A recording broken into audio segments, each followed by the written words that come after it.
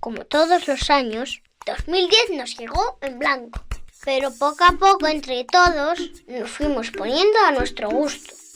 Tuvimos que buscarnos una casa nueva para que cupiera todo lo que queríamos hacer.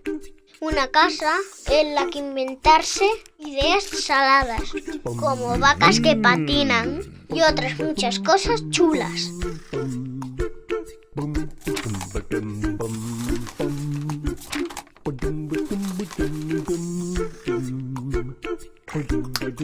De tanto crear, nos dieron unos cuantos premios.